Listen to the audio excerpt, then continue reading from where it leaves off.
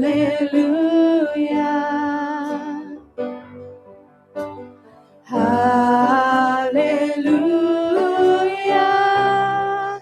for the Lord God Almighty reigns.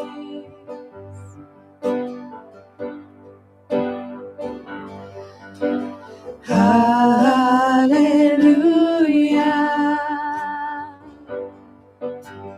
hallelujah, for the Lord God Almighty reigns.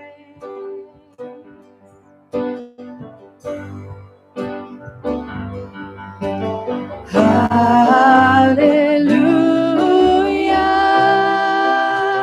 holy, holy are you, Lord God Almighty. Worthy is the Lamb, worthy is the Lamb. You are holy, holy are you, Lord God Almighty. Worthy is the Lamb, worthy is the Lamb. Amen.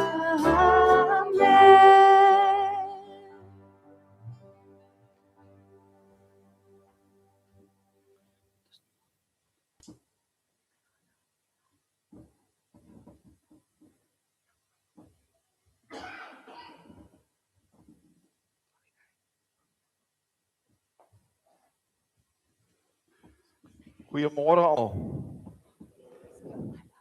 Hak ek nou 'n bietjie vas hier vanmôre. Baie dankie vir die orkes of die voorsanggroep. Ons so pragtig musiek maak. Ek wens ek kon ook so mooi sing. Ek maak maar hier vooruit asof ek sing want ek is bang as julle my hoor dan loop julle dalk. Dis ook 'n goeie Godgegewe talent om so pragtig te kan sing. Welkom vanmôre, dit het lekker gereën. Ons is dankbaar. Die Here sê dankie vir die mildelike reën. Weet jy of dit by julle ook so baie gereën het soos by ons nie? Ons op 'n stadium maar lekker droog gewees soos wat dit in Februarie maand kan raak. So ons is dankbaar daarvoor. So iedereen elke afkondiging. Daar is blykbaar kinderkerk vanmôre. So wat ek gaan doen is ons gaan na die kindermoment net weer geleentheid gee dan vir die kinders om uit te gaan. So 'n paar afkondigings. Ek dink die eerste een is dan nou die mans gebedsgeleentheid wat dan sal plaasvind by die Maluti Gongskiet op Saterdag die 7de Maart, dis om 8:00. Dit is op die plaas Sukses Petrie de Pre. Neem aan dis seker die eienaar. En dan genomineer tot kerkraadslid is Skalk Fourie. Ek weet nie, is Skalk vanmôre dalk hierso? Skalk, jy kan maar vir ons opstaan. Ek dink almal ken jou, maar as of jou sê baie geluk en die Here se seën ook vir jou diens vorentoe vir die NG Kerk Fiksburg gemeente. Baie geluk. Dan is dit natuurlik die maandag Makiti, dis die 27ste Februarie by Fiksburg Golfklub. En Audie sê almal is vrywillig verplig om iets te koop, so asseblief reël maar met die kerkkantoor en ek neem aan dit sal dan nou seker gepaard gaan met die 4 km pretstap. Mag ek dalk vra waar kom ons aan die 4 km? Hoekom is dit nie 5 nie? Seker ek wat gaan saamstap, so die laaste kilometers maar moeilik. Sommige net 'n grappie van my kant af. Dan wil die kerkraad en die gemeente graag hulle welwillendheid betoog of teenoor gee aan die families van die volgende mense wat afgesterwe het die laaste week. Andrei Tiaart en dan Janie Bester en dan ook natuurlik Ronel se man Henk Koetser wat gister oorlede is in Medikliniek. As julle hulle ken, glo julle ken van julle gemeentelede, as stuur maar vir hulle 'n boodskapie van versterking in hierdie tyd. Ons glo dat God hulle ook sal bystaan in hierdie moeilike tyd wat voor lê. So dis aan al afkondigings van my kant af. Ek het nie ander afkondigings nie.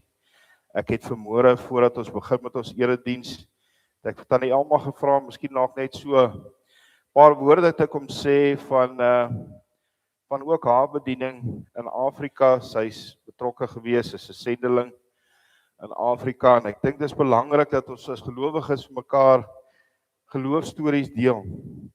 En dan dat ons ook besef dat God is 'n team betrokke by sy skepping en ook by elkeen van ons se lewe. So Tannie Elma, wil jy nie vorentoe kom nie en dan gaan ek jou so 5 minute geleentheid gee om vir ons 'n bietjie jou getuienis te lewe. Jy kan sommer hierdie mikrofoon hier voor gebruik.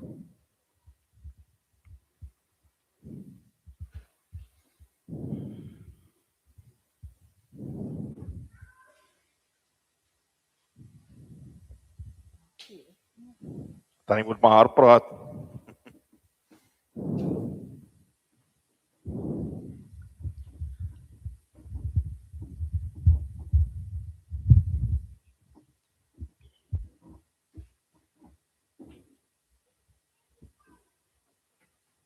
Goeiemôre almal. Goeiemôre almal. Ek is nou vir die eerste keer in 60 jaar weer voor hierdie kansel. Julle wat my nie ken nie, ek het hier groot geword in die distrik. Ek was 'n dooplidmaat hier, ek is in hierdie kerk gedoop in 60 jaar gelede, belydenis van geloof hier afgelê. En van toe af, net na matriek is ek weg om universiteit toe te gaan. Want ek het van kleindag af al die roeping as 'n sendeling gehad. Ek het net geweet, ek weet nie waar dit vandaan gekom het nie. Ek het op die plaas groot geword, maar altyd hierdie behoefte gehad om vir mense wat nie vir Jesus ken nie, te vertel van Jesus. En ek het net een keer sendelinge gehoor, getuig hierso in die NG Kerk. En dit was 2 sendelinge wat uit Lesotho gekom het. En dit was vir my vreemde ervaring. Maar ek het baie boeke gelees daaroor en ek het altyd geglo, jy kan net 'n sendeling wees as jy 'n verpleegster is of 'n onderwyseres. En toe dink ek wel ek gaan verpleging doen en ek het verpleegopleiding gedoen en was vuur en vlam om nou sendingveld toe te gaan en dan daar die mense te bereik.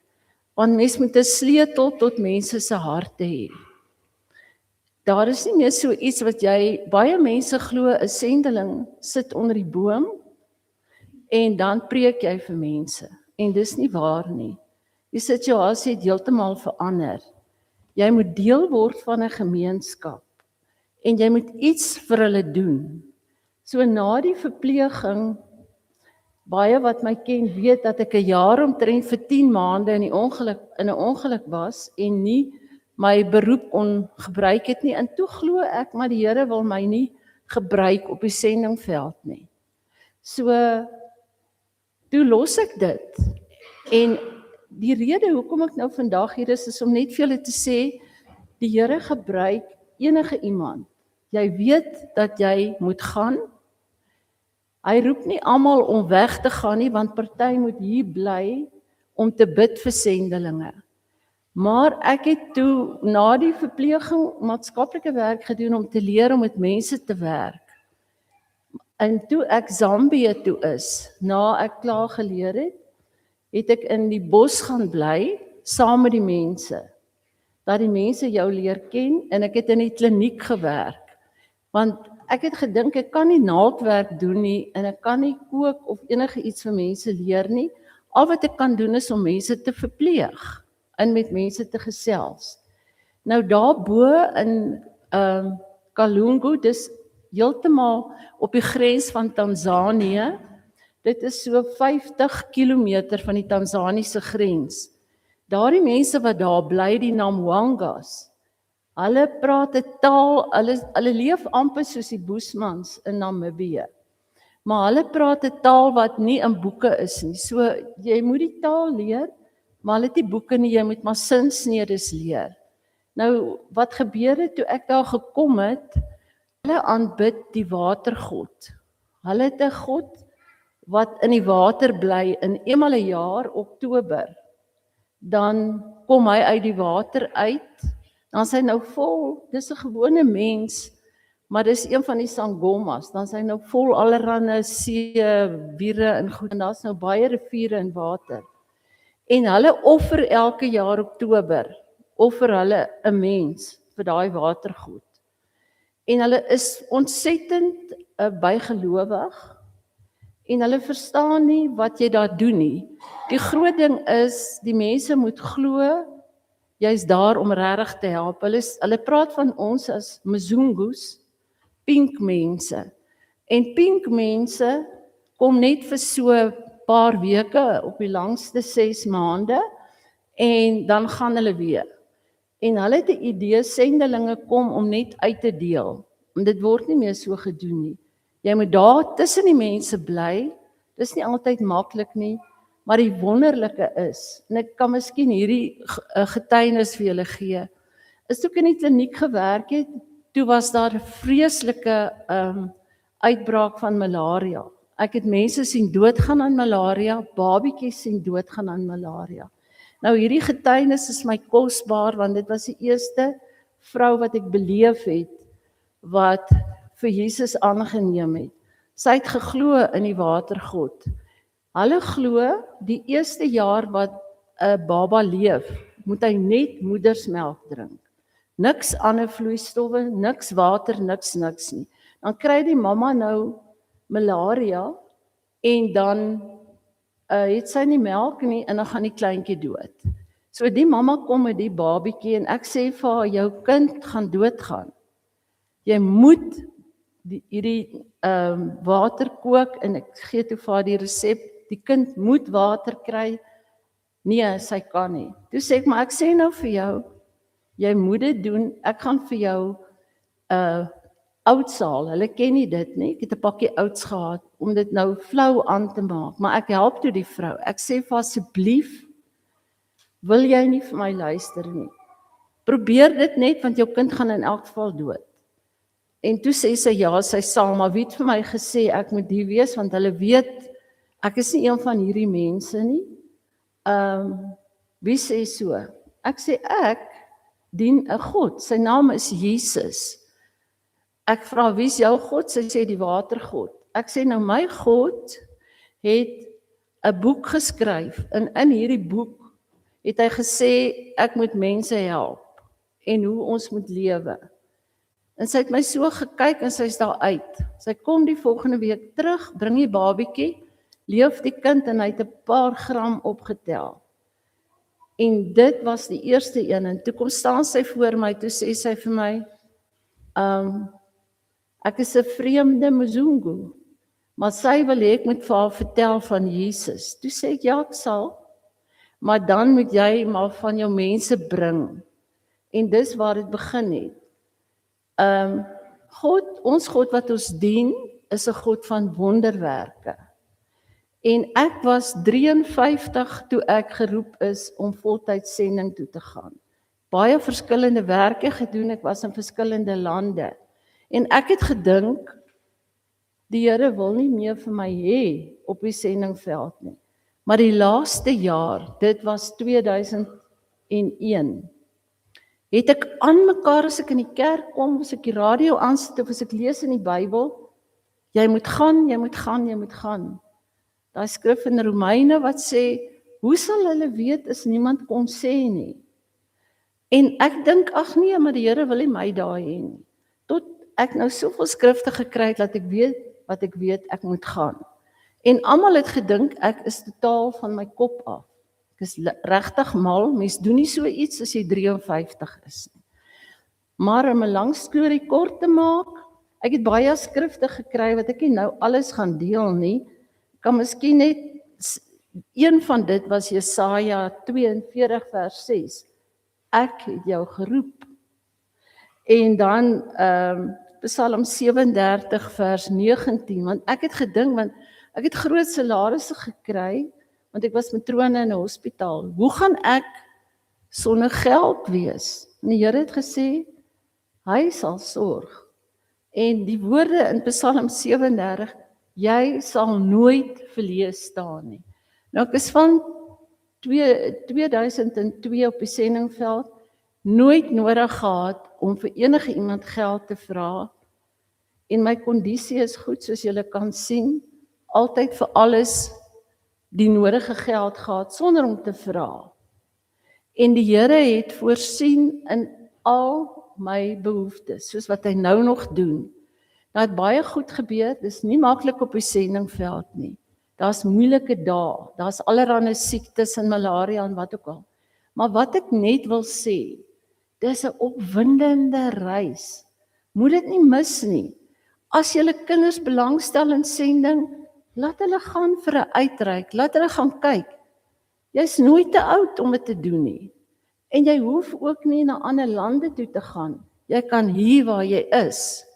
Ek moes ongelukkig in 2021 uittreë uit die sendingveld uit. Daar's 'n paar redes voor. Ek is nou 5 jaar hier en ek het nou vir die Here gesê, ek verstaan nie. Ek wil so graag nog bo in Afrika wees, maar ek mag nie, oor ek cerebrale malaria gehad het en bewusteloos daar uitgevlieg is. Maar die Here het gewys, net waar jy is, daar kan hy jou gebruik. Hier in Ficksburg, onder die Sotho mense, hier is 'n plekkie waar hulle Sotho praat en Bybelstudie weeskinders is. So baie dankie, dis my 'n groot voorreg. Dankie Dominee. En moenie bang wees nie. Dis 'n groot opwindende reis. Baie dankie Tannie.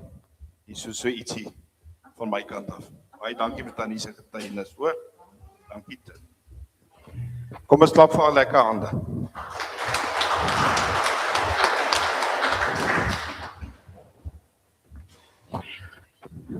Tannie Alma sê sy dink sy was mal geweest. Ek dink ook so, want ek het op 50 teologie begin studeer. Soms voel dit lyk my op 50 raak 'n mens maar 'n bietjie mal dan. Sommer net 'n grappie van my kant af. Ons gaan nou met ons erediens begin en ons gaan net so bly sit en dan sing ons as toewydingslied. Lied se naam is Light of the World. Dis 'n Engelse lied, 'n pragtige lied. Dink julle is wel bekend met hom. Kom ons sit so en dan sing ons dit ook as ons toewydingslied.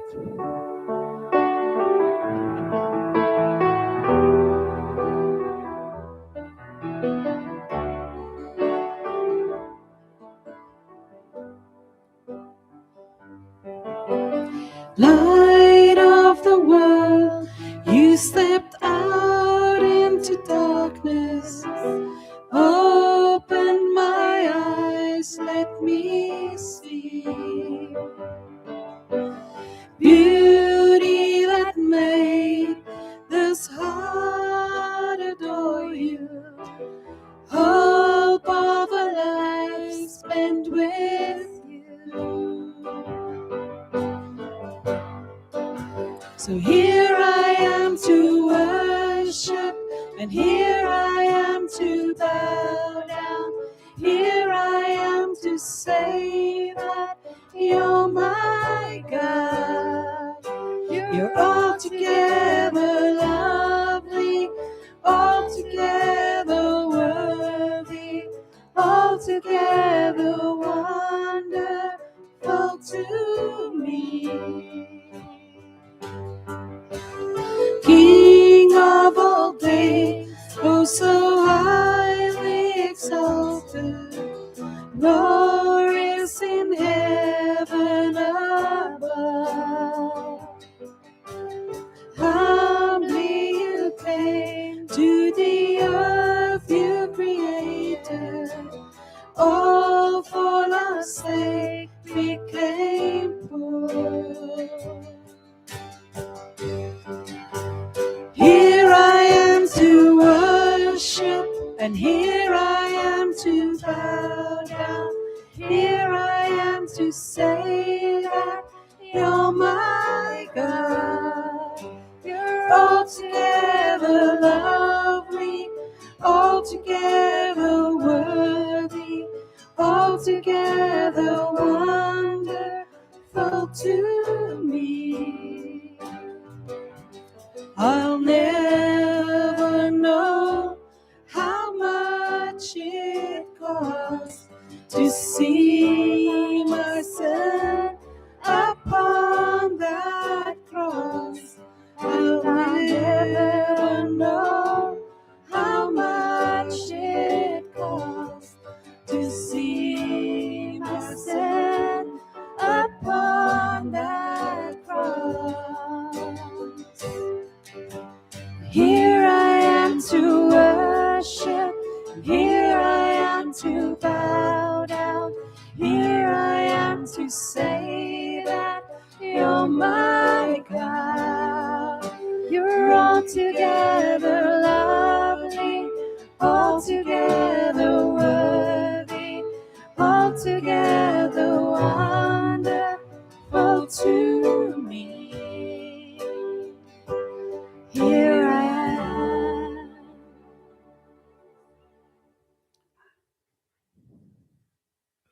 Kom ons sluit ons oë. Luister Israel, die Here is ons God. Hy is die enigste Here.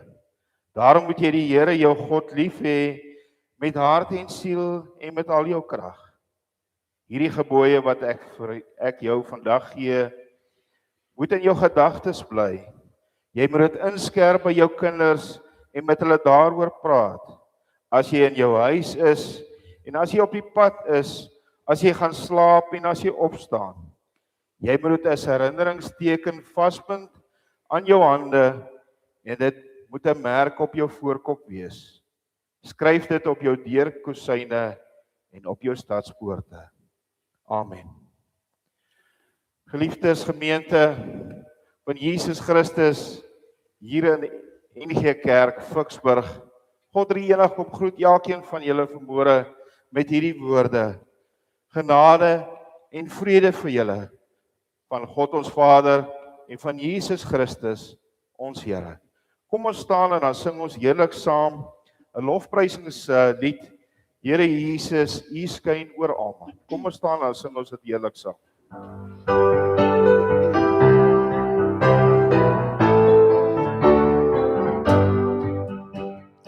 Here Jesus, U skyn oor almal met die glans van die liefde skyn op ons tot ons oë voel. Maak ons vry om te lewe voor U. Skyn oor my, skyn oor my, soos lig wat skyn in die donker van hierdie wêreld, soos lig wat skyn, skyn die Here in ons. Kom Jesus, kom en verdryf al die donker om ons. Kom laat die licht, laat die wêreld ontwaak. Here, maak my 'n lig wat helder skyn om liefde te dra al verder. Skyn deur my tot die hele wêreld. Dat U vir ons almal gesterf het. Skyn deur my, skyn deur my, soos lig wat skyn in die donker van hierdie wêreld, soos lig wat skyn, skyn die Here in ons. Kom Jesus, kom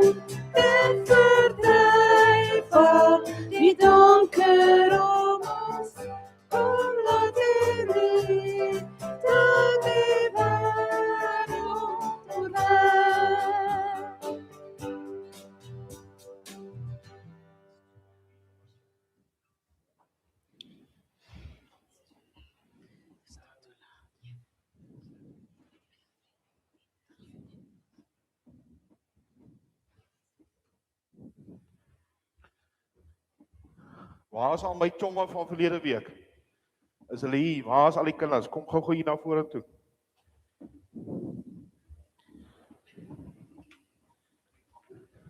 Kom al die kinders, asseblief kom julle. Staan na voor.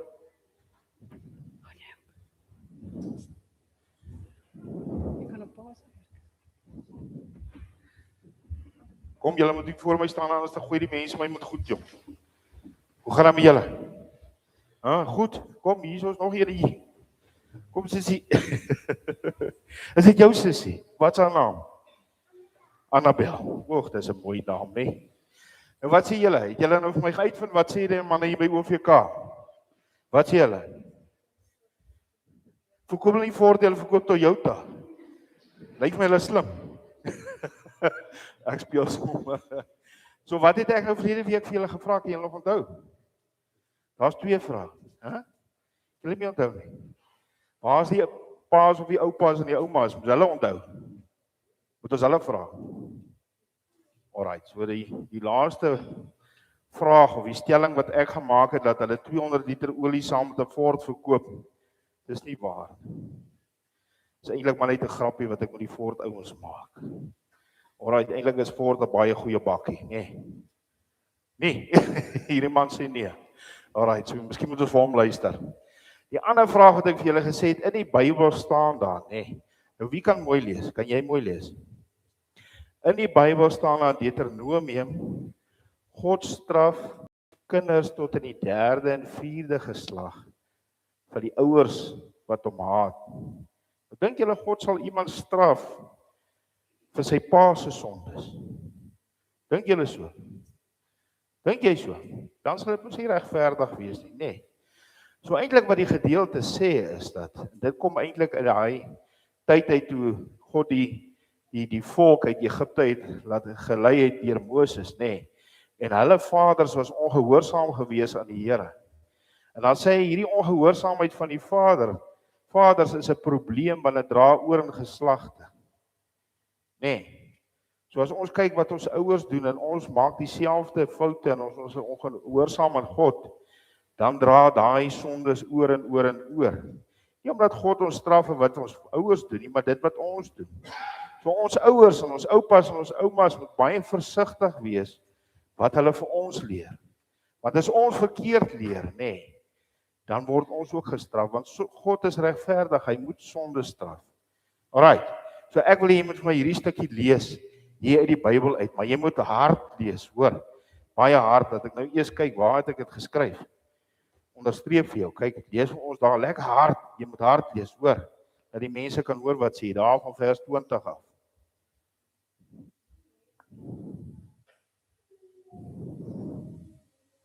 Kom ek help jou, die mens wat sondig sal sterwe, 'n seun sal nie die straf op sy pa se sonde dra nie, en 'n pa sal nie die straf op sy seun se sonde dra nie. Wie leef volgens my wil, sal die vrugte daarvan pluk. Wie goddeloos is, sal die straf daarvoor dra. So hier lees ons dit in die Bybel. God sal ons nooit straf vir iemand anders se sonde. OK, sal julle dit onthou? Is julle elkeen 'n chocolate? Of 'n paaseier? Dan kan julle maar uitgaan vir kinderkerk, nê? Ja, vat enige een, hulle is almal dieselfde. Wat vir julle? Kry. Annabel, hier is jou ook, jong. Hasai. Enige een van julle regtig lus is vir 'n paaseier? Hier is nog.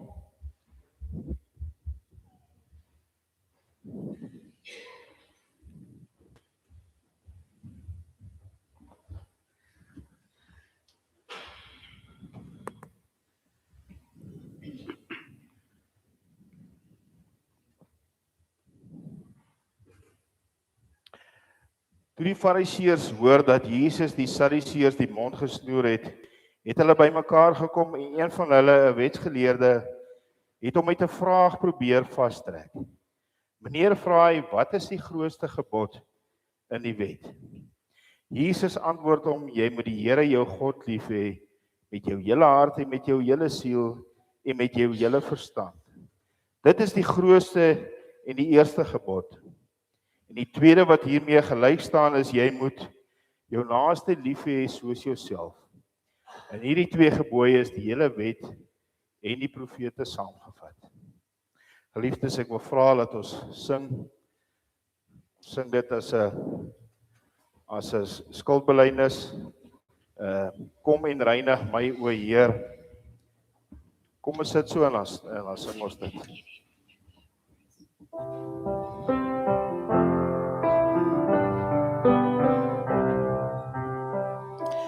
Kom en reinig my, o, wiek my sonde en skuld in die bloed van die seun.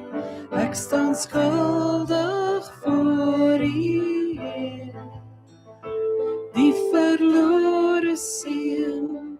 Kom vra 'n tweede kans, was my skuld, maak my rein, laat die lig weer deur my skyn. In my hart, maak dit nuut, laat my lig na ander skyn. Was my skuld, maak my rein, laat die lig weer deur my skyn. Laat die Gees my hart deurspoel, bring U vrede en rus, U genade oor my, maak my wit net soos die sneeu. Ek wil heilig leef, gewy aan U, my Heer. Was my skuld, maak my rein, laat die lig weer deur my skyn.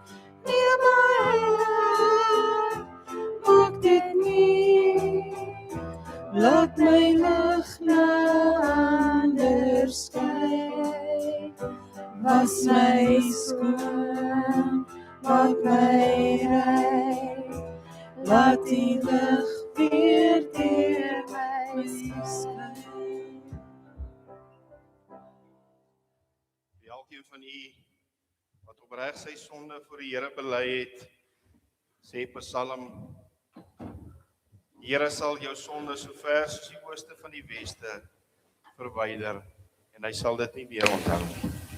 Dan so gee hy vergifnis aan elkeen van ons wat ons sondes opreg voor hom bely. Gemeente, ek gaan nou vir ons lees, ons skriflesing vanmôre is uit Lukas 4 uit, vanaf vers 1 tot 13. Ek gaan vir ons lees uit die 83 vertaling uit.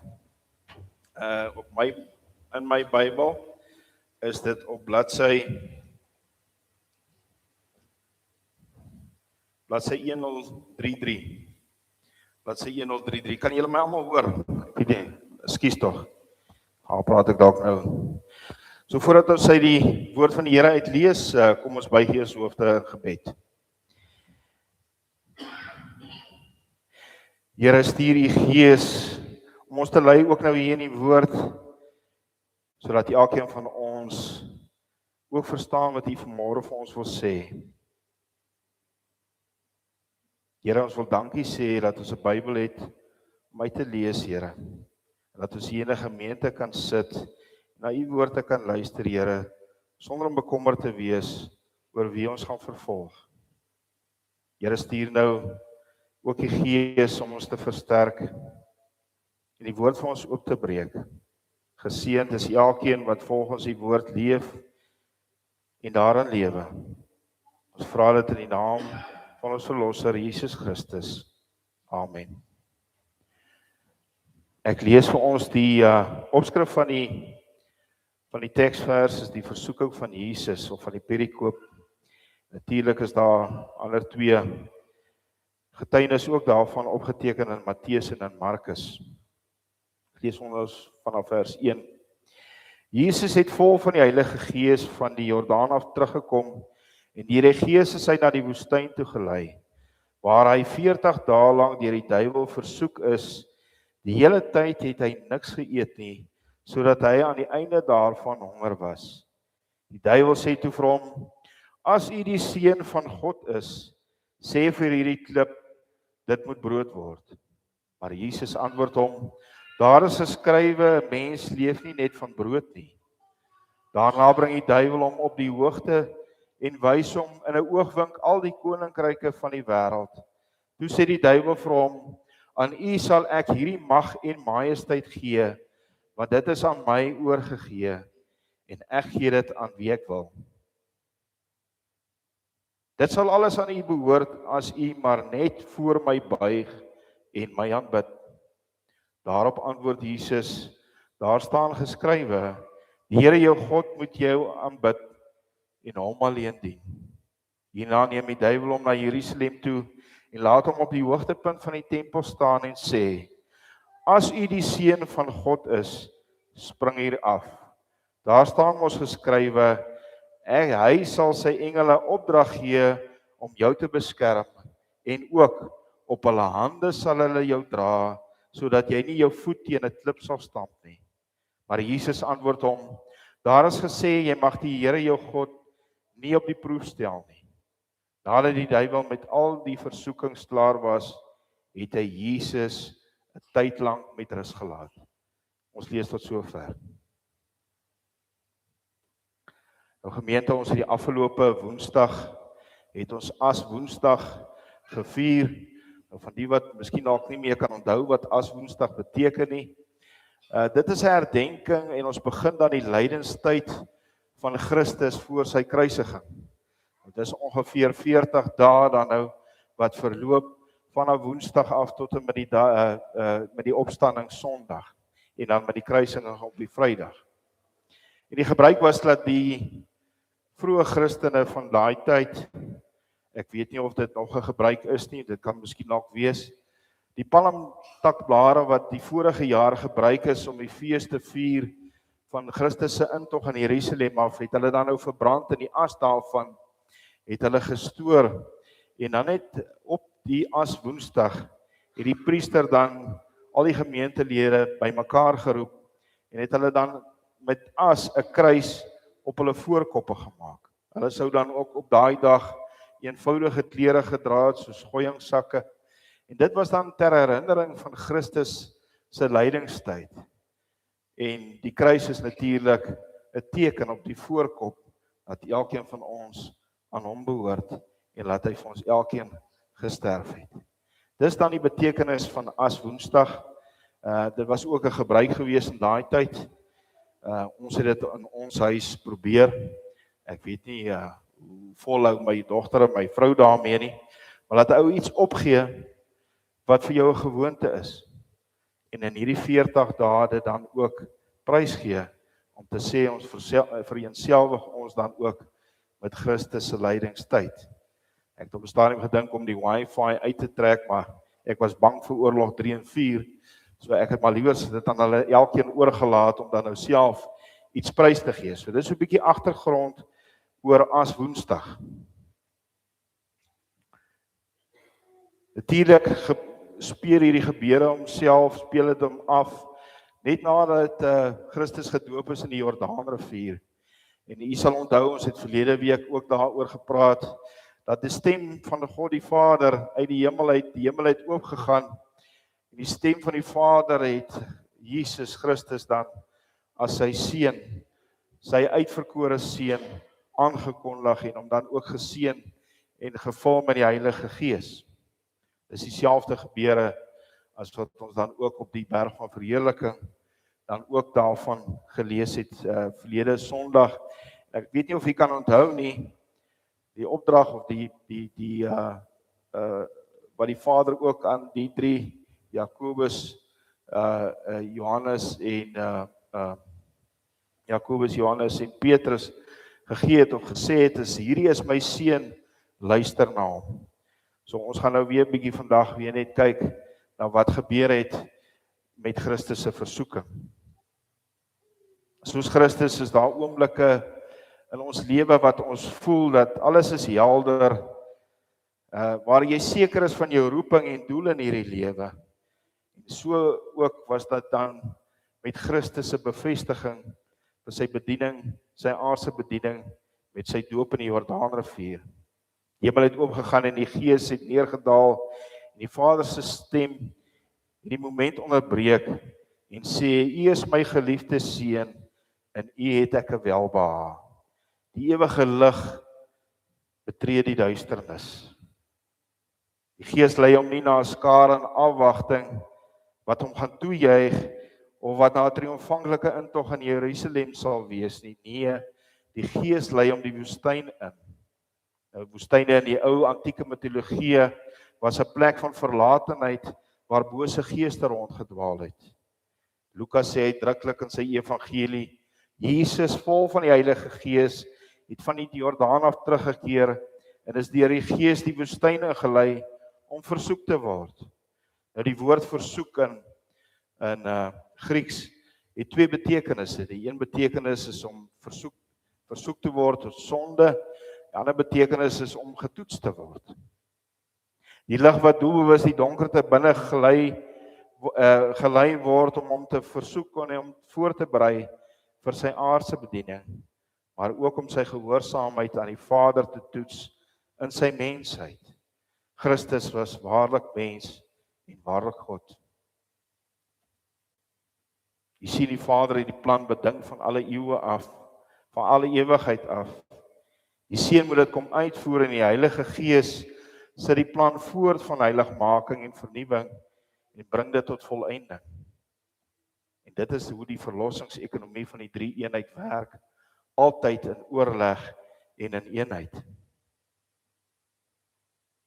Net na hierdie gebeure word Jesus deur sy eie mense in Nasaret ontken en uitgemaak, maar hy is net die skrynwerker Josef se seun. Hoe kan hy nou kom getuig van die Here, van 'n redder wat hier ons kom verlos? 40 dae lank eet hy niks. Nie soos Adam en Eva wat in 'n tuin gesit is vol kos en wat die opdrag gekry het om net nie van een boom te eet nie. Nee, hy word in die woestyn ingelei sonder niks. Hy word ook nie soos Israel in die woestyn versorg deur manna nie en ook nie uit water uit 'n klip nie. Nee, hy is die volle vervulling van die wet en die profete van Moses en Elia. Vir 40 dae het Moses by God deurgebring en het hy die 10 gebooie op die kliptafels neergeskryf. 40 dae het Moses nie geëet nie. 40 dae het Elia onderweg na die berg Horeb ook niks gehad om te eet nie. Jy sien nou waar kom die konteks vandaan van Jesus was die volle vervulling. Soos Israel se 40 jaar spandeer Jesus nou 40 dae saam met die duiwel in die woestyn. Israel was God se uitverkore volk, maar ongehoorsaam. Hulle terugverlang na die vleispotte van Egipte, alhoewel God hulle versorg het met die manna en met die water. Hierdie versoeking van Jesus gaan nie oor honger, mag of manipulasie, vergrype nie. Die versoeking gaan oor een ding alleen. Die duiwel wil Jesus weghou van die kruis. Deur ongehoorsaam te wees aan die Vader en 'n ander pad te kies. Die kruis is die hout van oorwinning. God se wysheid wat nog die Jood, nog die Griek nie kon begryp nie. Die duiwel, die prins van duisternis, fluister in sy oor: Wie is die Messias sonder lyding, sonder die kruis? Maak hierdie klippe brood. Wie is die aardse koning wat Israel verwag het? Wees gehoorsaam aan die Vader. Doen dit as u die seun van God is, as u die mag het. Die eerste versoeking is natuurlik: maak die klip brood, of maak die klippe brood. Na 40 dae, as u die seun van God is, sê vir hierdie klippe om brood te word. Dis nie net 'n aanval op sy identiteit nie, maar ook 'n aanval op die Vader se bevestiging. As hy dan die seun is, Jesus is honger, dis fisies, dis 'n tasbare, werklike, menslike behoefte. Nou kan ons van mekaar vra, nou wat is verkeerd daarmee om dit brood te maak, om die klippe brood te maak. Hy kan dit tog doen. Hy is vervul met die Gees en hy het hierna baie ander wonderwerke in die Vader se naam gedoen. Hoekom nie hierdie keer nie? Hy doen tog niemand skade aan nie. Hy benadeel tog niemand nie. Maar geliefdes, hier lê die toets. Om jou onmiddellike behoeftes bo dit te stel oor waarvoor God jou geroep het of in hierdie wêreld geplaas is om ongehoorsaam te wees aan die Here. Om die pad van selfvoorsiening te manipuleer is om buite God se wil vir jou op te tree. Jesus antwoord hom natuurlik uit Deuteronomium uit. Hy sê 'n mens leef nie van brood alleen nie, maar van elke woord wat uit die mond van God uitkom. Jy sien, hy lewe nie in die tydelike nie. Jesus se visie is in die ewige. Hy ontken nie honger nie. Hy sê nie brood om onmiddellike honger te stil is nie die hoogste prioriteit, is nie nodig nie, maar dit is nie die hoogste prioriteit nie. Gehoorsaamheid aan God en sy wil is die ewige lewe. Hoe raak dit ons? Sonde begin nie altyd by 'n fisiese behoefte of by armoede of by rykdom nie. Sonde begin by die hart, die begeertes daarvan. Wat die hart van vol is, loop die mond van oor. Die Bybel sê in Jakobus 1 vers 14, sê sonde begin wanneer die begeertes bevrug word. So op sigself is versoeking nie 'n sonde nie, dis wanneer ons daarvoor val met ons hartbegeertes wat dit 'n sonde raak. Wanneer ek en my onmiddellike behoeftes deur eie dade wil bevredig ten koste van God en my naaste. Die duiwel verlei en versoek tot sonde. Eva val, eet van die boom van kennis van goed en kwaad.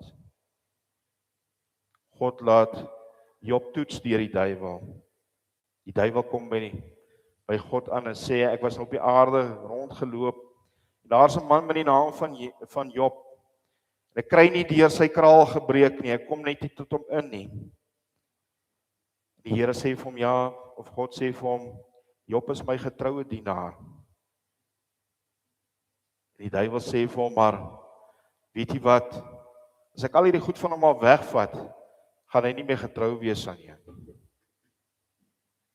God gee hom die toestemming om dit te kan doen, om alles weg te vat, alles wat aan Job behoort, behalwe sy lewe. Die duiwel neem alles weg. Hy verloor al sy kinders, al sy kleinvee. Hy verloor net nie sy eie lewe en sy vrou se lewe nie. Sy vriende probeer hom oortuig dat hy iewers teen God gesondig het. Job het 'n stryd in homself en 'n stryd met God. Sê Here, maar ek het niks verkeerd gedoen nie. Aan die einde van die dag word Job geseën 7 keer meer as dit wat hy verloor het. Job staan vas. Hy bly gehoorsaam en getrou. Jy sien, Jesus kies anders. Hy kies vertrou in sy Vader en in sy plan bo selfbehoud en selfbeskikking. Hy bly gehoorsaam en getrou sonder om sy eie reg of reg in eie hande te neem. Dan die tweede versoeking van mag. Toe wys die duiwel om al die koninkryke van die wêreld, as hy voor my kniel, sal dit alles u sin wees. Wat 'n aanbod is dit nie? Ons weet uiteindelik sou alle gesag aan Christus gegee word. Maar hier word dit aangebied sonder die pad van vernedering. Die vasmaak aan 'n vloekhout, die kruis. Net een klein buigie, net een kompromie, en alles is joune. Hoeveel van ons versoekings lyk nie so nie? Dis nie blaatant boos nie. Dis nie 'n definitiewe nee nie, net 'n halwe ja. Net 'n knikkie. Net 'n vinnige stil buiging voor die wêreldse mag om vinniger bo uit te kom. Niemand sal weet nie. Dis 'n geforseerde sukses sonder integriteit. Teken net gou hier of maak net gou vinnig jou oë toe. Niemand sal sien nie. Jesus antwoord, jy moet die Here jou God aanbid en hom alleen dien. Jy sien, hy kies die lang pad, die pad wat deur Getsemane loop. By Getsemane, die plek van die olyfpers, kom bid hy, nie my wil nie, maar u wil. Dis die pad na Golgotha, na Kobbeenhoogte. Deur sy gehoorsaamheid weier hy 'n koninkryk sonder die kruis. En is hy nie die aardse koning wat Israel verwag het om hulle te kom verlos van die Romeinse ryk nie? Nee, hy is die konings van alle konings. Hy is die Messias wat die mensdom kom red het. Die derde versoeking om God te toets. Jy sien, nou word dit persoonlik. Die duiwel neem hom na Jerusalem, na die tempel, en haal Psalm 91 aan. Hy sê, spring, God sal jou beskerm deur sy engele. Met ander woorde, bewys wie hy is. Dwing die Vader om jou te dra, om in te gryp. Manipuleer die belofte en loop die kortpad. Jesus antwoord hom, jy mag die Here jou God nie uitdaag of versoek nie. Jy sien, ware geloof toets nie God nie. Ware geloof vertrou hom, selfs wanneer die pad donker lyk, die tonnel donker is. Jy sien, dis 'n stryd tussen lig en duisternis. Dis 'n stryd waarmee ek en jy elke dag worstel. Twee mense, twee paar oë, elkeen met sy eie doel. Die duiwel wil Jesus weghou van die kruis. Jesus se bediening en leiding is doelgerig gefokus op die kruis. Die duiwel werk deur soveel mense om hom tot 'n val te bring, om nie by die kruis uit te kry nie. Op 'n stadium staan Petrus voor hom en hy wil hom keer om na Jerusalem toe te gaan nie. En hy sê vir Petrus, wyk Satan, staan agter my. Soveel het gehoop dat Herodes, soos wat hy Johannes ontdoof het, ook Jesus sal ontdoof, veral die duiwel, en dat hy nie by die kruis sou uitkom. Maar dit gebeur nie. Hy stuur hom op die einde van die dag na Pilatus toe, in die hoop dat Pilatus hom sou skuldig bevind. Pilatus vind hom egter onskuldig, en hy gee hom oor aan die skare, wat dan hom nou later sal kruisig. Jy sien, dit sal gebeur soos God dit wil, soos al die profete geprofeteer het. En aan die kruis kom die laaste poging om hom te keer. Ek weet nie of u die woorde kan onthou nie van een van die misdadigers wat langs hom gehang het nie. Daag hom dan uit, tart hom eintlik, en dis weer Satan wat praat. Dis omtrent dieselfde woorde. Is u dan nie die Christus nie? Red u self en red ons ook. By die kruis sal die werklike oorwinning plaasvind. Toe Jesus uiteindelik aan die kruis hang, het daar weer duisternis gekom. Die middagure het dit donker geword. Dit het gelyk asof die bose oorwin. Toe Jesus uitroep, dit is volbring, het hy al die sondeskuld van al die eeue voor hom, na al die eeue na hom gedra, ook my en jou sondes. Volbring in die Grieks beteken, dit is op die regte tyd en manier voltooi, dit is perfek uitgevoer, dit is afgehandel.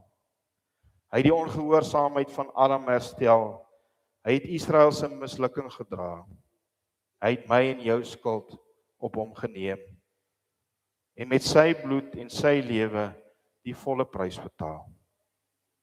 Die mag van sonde wat die duiwel oor ons gehad het, is nou geneutraliseer deur sy bloed, die lam sonder gebrek, sonder sonde is geslag.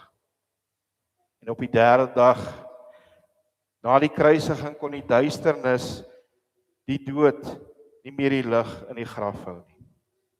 Christus die lig het die duisternis oorwin, nie deur versoekings te vermy nie, maar deur dit in binne te gaan en van binne af te vernietig. Deur die krag van die Heilige Gees, sy kennis van die woord en sy gehoorsaamheid aan die Vader. Gemeente, ek sluit af.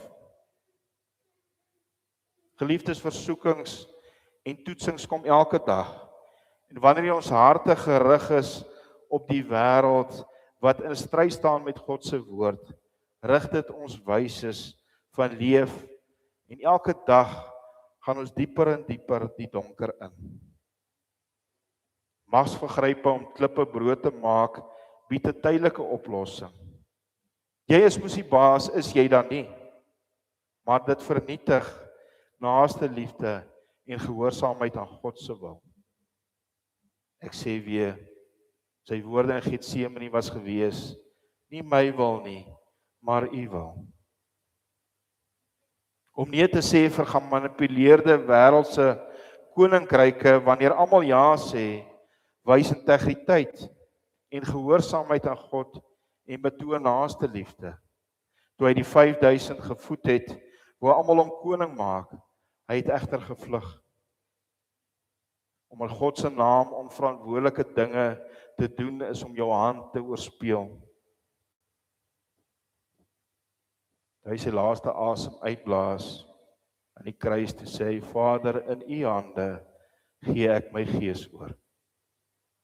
U sien ons leef in woestyne van onsekerheid, armoede, gelddors, magsvergrype en ander gebrokenheid. En miskien moet ons erken en sê, ja, ek was ook al daar, of ek is nog steeds daar, soos Adam het ek geval. Geliefdes, val is niks. Dit is aanhou val wat 'n probleem begin raak. Die gerigtheid van die sondige hartsbegeertes wat 'n probleem veroorsaak. Hy kom roep jou vanmôre deur sy gees. Kom uit die donker, kom leef in my lig. Die evangelie is Jesus Christus. Hy het reeds oorwin wat Adam en Israel nie kon doen nie, wat ek en jy ook nie kon doen nie. En hy tree as hoofpriester vir ons in by die Vader. Hy pleit vir ons, hy staan ons by. Soos daar geskryf staan in Hebreërs 2 vers 18. Omdat hy self gelei het toe hy versoek is, kan hy die wat help wat versoek word. Jy sien, hy staan nie ver en kyk nie. Hy het self in die woestyn gestaan. Hy het self onder die duisternis aan die kruis gehang. Hy het self deur die dal van doodskaduwee gegaan sodat ek en jy dit nie hoef te doen nie. En daarom wanneer hy sê, neem jou kruis op en volg my, roep hy ons om nie ons eie verlossers te word nie of te wees nie. Om jou kruis op te neem beteken om nee te sê vir die korpaaie, die kompromieë, die gelddors en die magsmisbruik. Om ja te sê vir gehoorsaamheid en vertrou in God, selfs wanneer dit jou alles kos. Wanneer jy môre in jou eie woestyn staan en wanneer die maklike paaie wink, onthou, jy staan nie alleen nie. Een wat 40 dae volhard het, staan langs jou. Die een wat die kruis gedra het, dra jou. Die een wat uit die graf uit opgestaan het, lei jou deur sy gees, want van brood alleen kan 'n mens nie leef nie, maar van elke woord uit God se mond. Aan die kruis het hy die duiwel vir ewig verslaan en die bande van die dood vir ewig gebreek. Die angs wat ons vasgehou het, het hy vir altyd die hok geslaan. Leef nou soos mense wat reeds die ewige lewe ontvang het. Want Christus, die Seun van God, is die lig wat skyn in die duisternis. En die duisternis kon hom nie oorwin nie. Amen. Kom ons bid saam.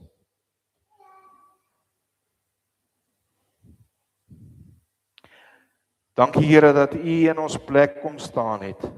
Dat U gedoen het wat ons nooit sou kon doen nie. Dat U nie net U bloed en U liggaam vir ons gegee het nie, maar dat U die pad na die ewige lewe deur die lyding aan die kruis vir ons kom oopkap het. U het die Vader se wraak wat ons toekom op U geneem, sodat ons dit nie hoef te doen nie. Behoed en bewaar ons van die bose. Lei ons deur die Gees, Here, om ook getrou te bly aan die Vader en hou ons hande styf vas. Help ons op as ons struikel, sodat ons ook die pad eindtyd kan loop in die lig. Ons bid dit in die naam van ons Here Jesus Christus. Amen. Geliefdes, ek gaan nou tyd gee vir die opneem van die offergawes.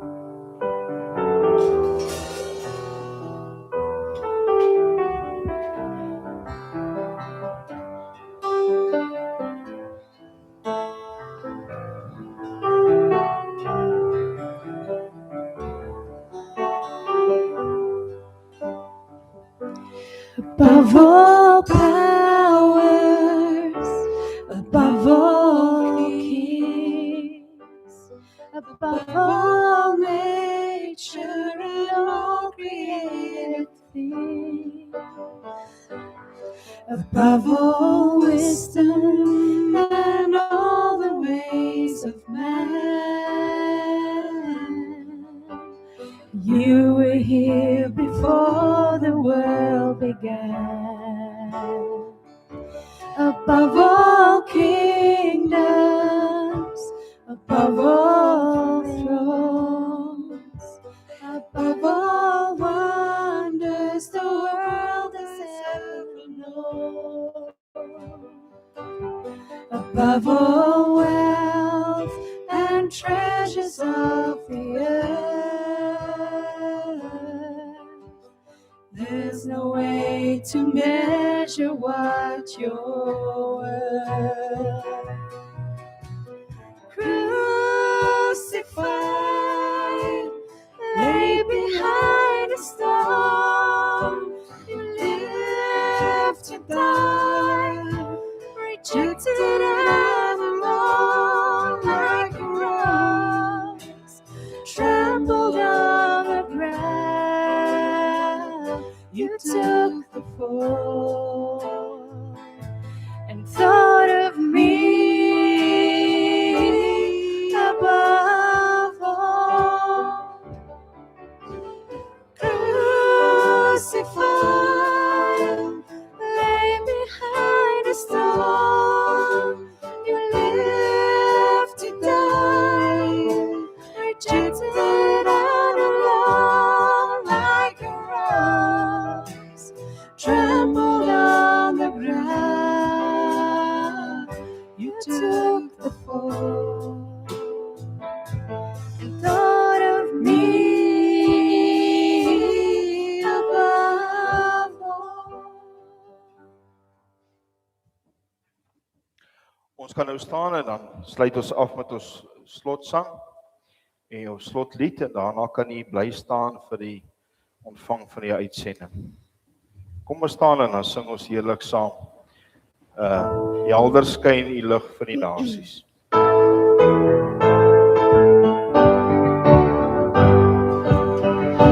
Helder skyn die lig vir die nasies, 'n vreugdeglans om die mense te verlig, tot die hele wêreld kan sien nie as die Heer, mag U hier ons skyn. Vrolik klink ons lied vir die volke, 'n prys en bring al die nasies om ons saam, tot die hele wêreld kan jubel die naam, mag U weer deur ons klink. Volsem bring herstel vir die wonde, 'n sagte sang vir die mense met ons seer, oor die hele wêreld kan sien dat U genees, mag U troostseer deur ons wees. Hierdie woord gee hoop aan die nasie, 'n hart vol hoop om die volke te verbly, tot die hele wêreld kan glo dat U bevry, mag U weer deur ons wees.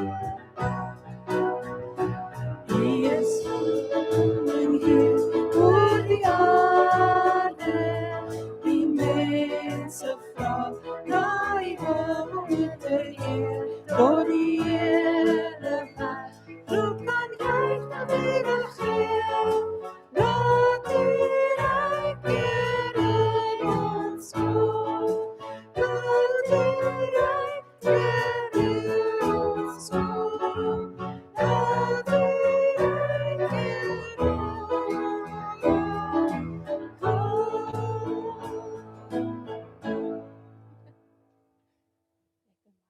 Die Here stuur elkeen van julle uit om vir hom 'n getuienis te wees in hierdie wêreld.